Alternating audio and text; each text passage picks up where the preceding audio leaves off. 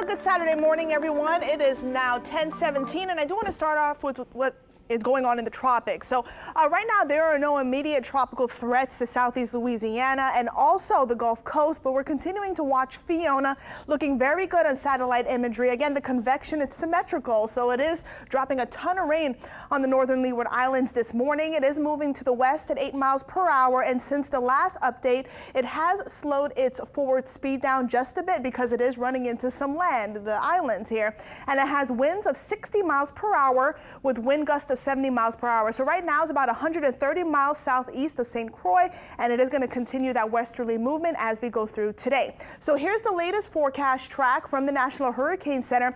It's going to hold on to its tropical storm characteristics as we go through today and also tomorrow morning.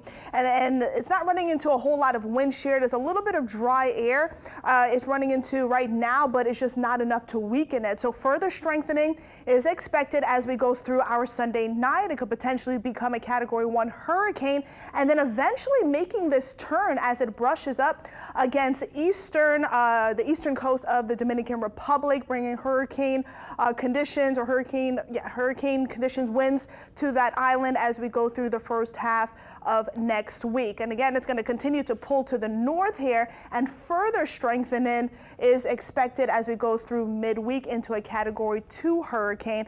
But it looks like it is going to make that turn to the north eventually as we go through the first half of next week. There are tropical storm watches, warnings in effect for Puerto Rico.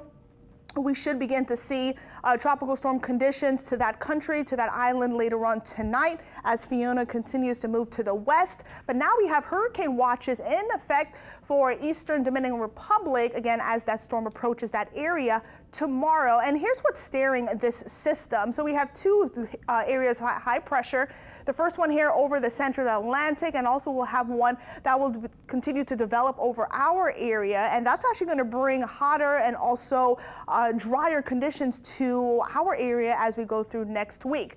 So as that happens, there's going to be an upper level trough that is going to develop between both of these high pressures, and that is going to pull Fiona to the north. So we're pretty confident that it will make that turn. That's not the only area we're watching right now. Two other areas here. One has a 0% chance of doing anything. It is running into a ton, very strong westerly wind shear. And another area here, a tropical wave that has a 20% chance of tropical development. There's a development area in the next 5 days, but it's way out over the Atlantic, nothing to worry about.